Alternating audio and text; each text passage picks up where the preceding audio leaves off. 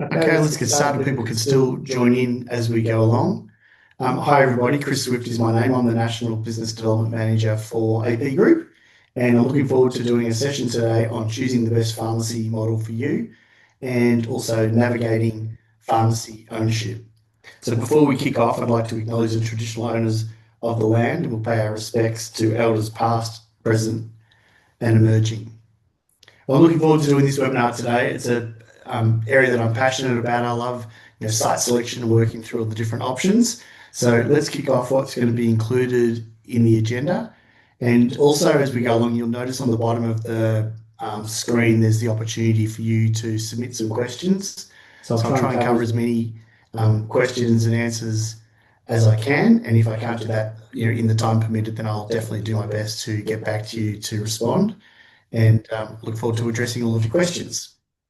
So today we're going to be covering the model overview. We'll go through some of the pharmacy types to consider. We'll talk about their different profiles. We'll talk about some familiar terms that you'll hear in relation to describing different locations.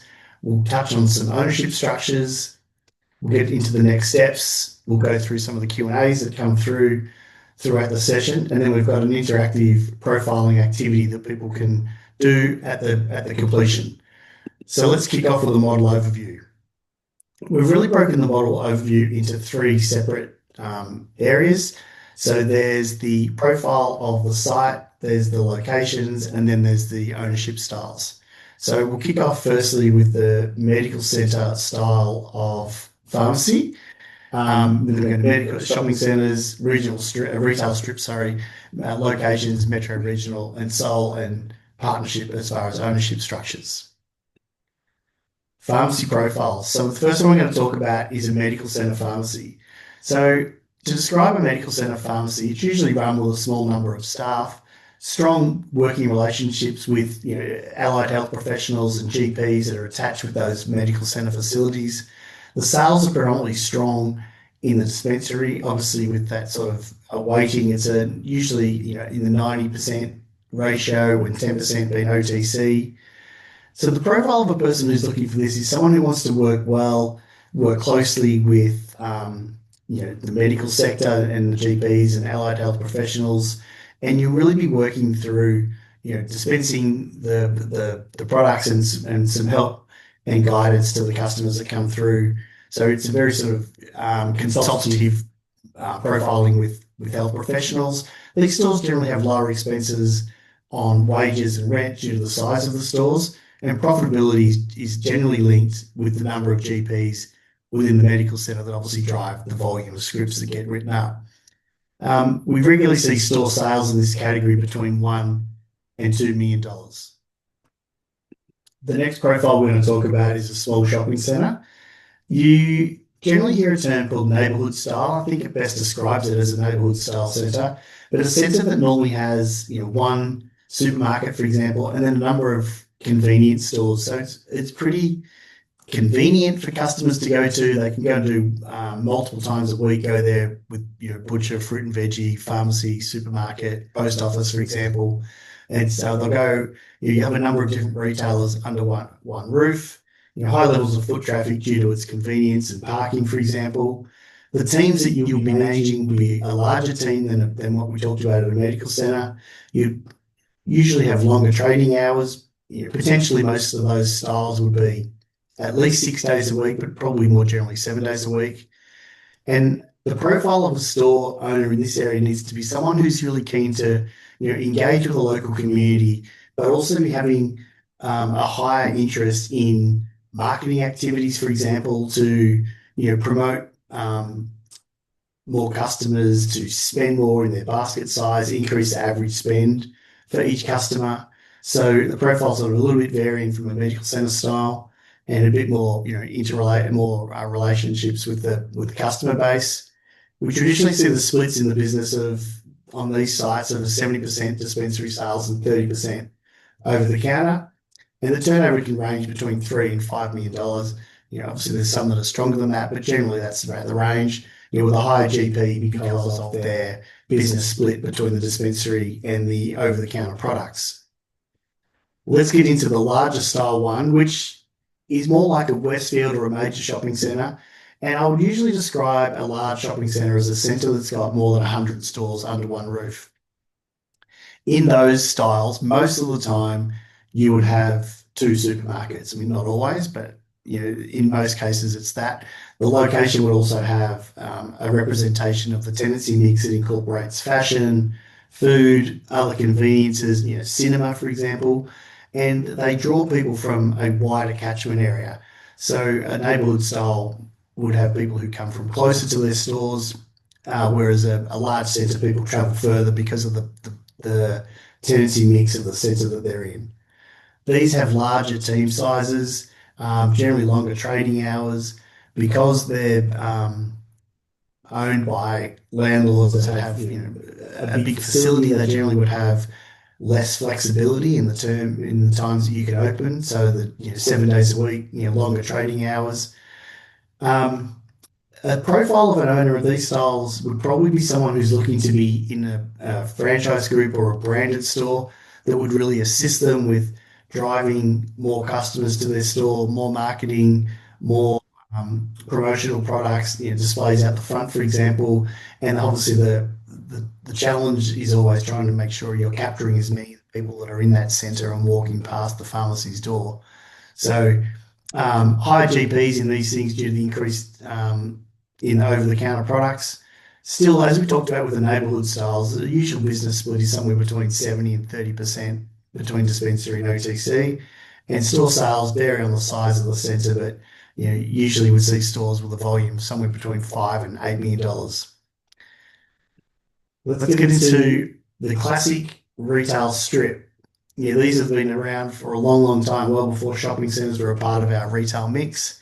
They're located in strips they have the strength of the pharmacies really about the location, being located in an area that's got a lot of foot traffic. They're very community focused, I think would be a fair description of the style of owner that's interested in them.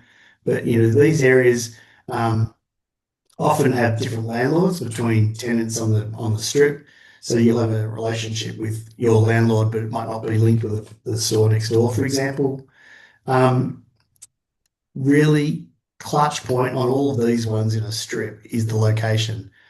Please, if you're exploring a centre, a pharmacy in a retail strip, make sure that you're looking at what's located near, what's driving the traffic, how convenient is it to park, how close is the supermarket, whereabouts are the scripts being generated, what other convenience stores are nearby that are all driving, foot traffic close to your location.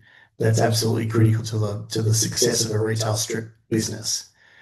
Because you're dealing with your own landlord and in effect, you'll have some more independence, so your trading hours will be more flexible as opposed to a shopping centre structure. And you still want to be doing marketing, but you might be doing things under an independent offering. And then you might choose to be in a brand, obviously, to drive more customers and increase basket size. But it'd be a bit more flexible and be more, depending on the competitive environment that you have your store. They're great stores, they're really profitable, they're in high demand, usually still in that sort of 70-30 business split. And stores range in this category between $2 million and $8 million of sales. And this style of business is probably the most highly desirable in people looking to buy businesses due to the rent being a lower percentage of sales than a shopping centre model. Location. It's really interesting when you consider people want to be metro because it's where they've grown up, for example, or where their kids go to school currently, or where they want to be. But I would really stress there are some amazing opportunities and some great locations located in regional areas. And some of the benefits of being in a regional area have long standing and loyal customers. They're very, very supportive of the pharmacies that are in their towns. They've always had a great relationship. The staff all live close by, know each other. So it's a really strong, tight bond. Obviously, there's less competition than metropolitan areas. Usually, you can assume there's going to be lower operating expenses such as rent. Staff in most cases are very loyal and lower level of staff turnover, which is really critical to the success of running the store. And I believe that these regional locations can provide great opportunities and lifestyle benefits and deliver highly profitable stores. In some parts of Australia, you'll even have additional government financial support due to the location, and there's different levels of support depending on how remote different stores are. But yeah, this is a really important piece about making sure that the community is serviced by a pharmacist. The metropolitan sites, um, they're very popular. We've got constant replenishment of the customer base. There's varied levels of competition depending on where you're located and what suburb. Some have more pharmacies than others, but wouldn't be uncommon to have 3 or 4 pharmacies in a suburb. Higher operating costs than a regional site, for example, with expenses such as rent. Usually very profitable stores. But as I touched on with the retail strips, for example, location and proximity to traffic generators and competition are really the critical factors for the success of those businesses. Pharmacy ownership types. We're going to cover the 2 different styles. So I want you to consider a bit about your personality type, what you really feel is important to you. How would you be? Would you feel comfortable being your own boss? Are you someone who has a style that wants to be responsible for selecting the staff, management of the people, in conjunction with, doing store performance, ordering of stock, all of these types of things. There's a number of different roles that go into sole ownership. They're going to fall all with you. So, obviously in that business, you can set the business, strategic direction. You can do pricing, product mix, the ranging, the trading hours. All those things are all up to your discretion, and obviously the profit is all of yours. But also, with all of that, becomes the factor is the commercial risk, and that's solely on you as well. So that's my description of sole ownership. If you're someone who really works best with other people, then potentially a partnership model is going to be more of a style for you. You'll have shared decision making with partners. It could be one partner, it could be multiples. And, it's not unusual to see pharmacies that have 3 or 4 partners. With all of that, there's shared tasks. Everyone will have different skill sets. Obviously, an ideal partnership model, all of those skill sets are complementary to each other. Also, you have in partnerships, you may have a more experienced partner and a newer partner. So it is a mentoring role. It's like a great opportunity for succession, learning and developing. So someone who's got experience and then someone who's got less experience, working well can be a great synergy as well. And as I touched on, some partners have different strengths and different skill levels, but they're all factors to be considered when working through partnership opportunities. The success of the business through the profit is shared. The commercial risk is also shared. And I think, in summary, all of the points that we've talked about in relation to partnership are the best term I can think of is it is a commercial marriage. So pick the right people is really critical.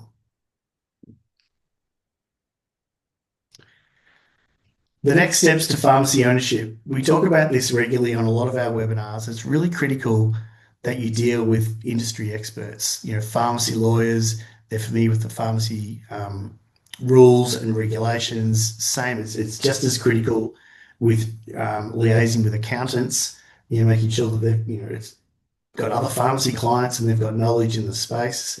And same, finance brokers, when you're looking for doing, funding these things, dealing with finance brokers that have got pharmacy experience.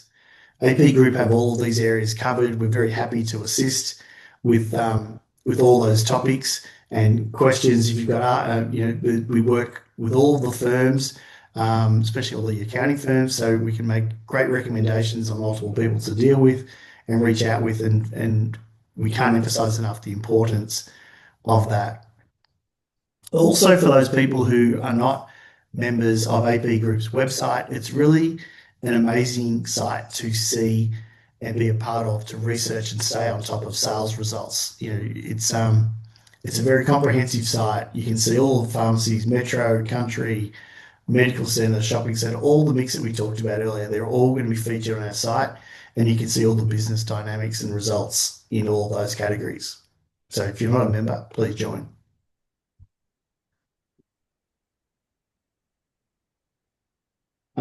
Questions? We had a chance for any questions to come through.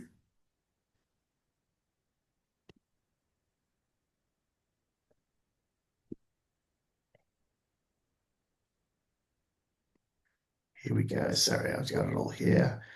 How much GP does an extra doctor normally add? Oh, interesting. I think the number of GPs is always critical. I think that sometimes if you go to a doctor's practice, you'll see there might be five doctors' names listed on the door, but that doesn't mean there's going to be five doctors there every time.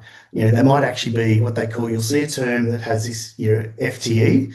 So the full-time equivalent is what that counts for. So it's really important if you're doing research on medical centre ones to check how many doctors you've got that work out to be their full-time equivalent. Another good question we've got is around location in shopping centres. It's one of my interesting topics. I think it's really important to assess areas where you're close to an entrance. So people are obviously going to try and park close to entrances. And same as we talked about in the strip locations, what are some of the major generators of traffic? Like how close proximity to a supermarket, for example, where you think people are going to go to multiple times a week. Where are you near an escalator? How's your visibility? If people are walking, are they going to walk right past your store? Are you tucked around the corner? Position is really critical. So I think act like a shopper when you go and explore these locations and do a good walk around to make sure that you can identify the areas that catch your attention. Another good question we've got is which of the three profiles is best suited for a first-time buyer? I think all of the profiles suit a first-time buyer. I think it's a matter of what attracts that person to that style of business. And also what we talked about with structures. A shopping centre one may be best for someone to be in a partnership with, for example, because it's open longer trading hours, 7 days a week. So they all vary, but I think doing the research and assessing each business and working through the profiles of all of those and how they sit with your personality type is critical. I'm not sure how we're going for time, but I think I can squeeze one or two more in. What is the most important issue to look for at buying existing pharmacy, such as what to look on top of location before buying in? I think the most important issue is being 100% clear on where your customers are coming from. So in your area, how are you going with, is that shopping centre a strong shopping centre? Is it attractive? Is there, if there's, supermarkets is what I was saying. Is that the best supermarket in town as opposed to, is the Coles stronger than the IGA, for example? Where are all the doctors? How long have they been there for? Are they medical centres? Are those, if you can find out some of those things about how long they've been there for, what availability they've got for patients, see how many names are on the door that we just touched on. And I think as you research sites, research them as a customer. Why would you go there if you had a script in hand? Another one we've got is how is the pharmacy valued? Pharmacies are valued based on EBIT, so they're based on the net profit of the store, so obviously sales, and then operating expenses, predominantly, wages and rent. And then there's different calculations that are provided by independent assessors that give what they call a cap rate, and they'll determine the value based on the profitability that's been over a period of time. It's a long answer to that EBIT question about values, so it's probably almost have a separate session on values, but I'm happy for you to call me and discuss that one in more details. We've got another one about how you get a copy of the slides. We will be providing you a link with all of the slides from today, so you'll definitely be able to get all of those, plus some other bits that I'll touch on shortly. Love all these questions. It's great. We've had a whole lot come through, so it's really good. I've got time for one last one, which is what is the best way to find a compatible business partner and how can you ensure a successful partnership? Good question. Sometimes you might find you might be a member of staff at a store and you might worked there for a period of time, for example, say if you've worked there for a year, and then I think you'd be asking the ask the owner of a question: is that are they interested in exploring a partnership? How do you think I've gone? I think as you go through your working career, it's important to be working with people that can provide a mentor in a relationship, and you can ask these questions. And I think ensuring a successful partnership, it's probably really being truthful and honest about the assessment of people, identifying their strengths, your strengths, how you can go with dealing with different levels of control. And like I touched on, it's the commercial marriage piece. So there's no one bullet point for success on partnerships, but they're a great way to get into ownership. Um, I will need to keep going on with our other bits, but I'm really happy to keep send all the questions through. I'll get all a copy of all of them, and I'll come back to everybody. So I touched on at the start we were doing a profiling. So if you grab your phones, you can scan onto the QR code that's on the screen. This is a really fantastic interactive profiling tool that we've developed. So you can read through the questions, answer them based on now you've got a little bit of knowledge on the topics and the styles, and then it will email you a response guide that says, based on the answers to your questions, this is potentially the best model for you. It's a great little tool. We love it, and I hope you guys enjoy you doing it. If you haven't done it, even just take a screenshot. We can provide it. We're also going to be sending out a link with this QR code attached to it, a copy of the slides, and we also will be sending you out a short survey. We would love you to complete the survey. We always make our surveys to be short and sweet, so we don't take up too much of your time. We greatly appreciate you joining us for the webinar on the choosing the best pharmacy for you. And I really hope that we've added some value and some insight into the topics, and my details are there. And feel free to reach out to me. Thanks again for your time. Enjoy your afternoon.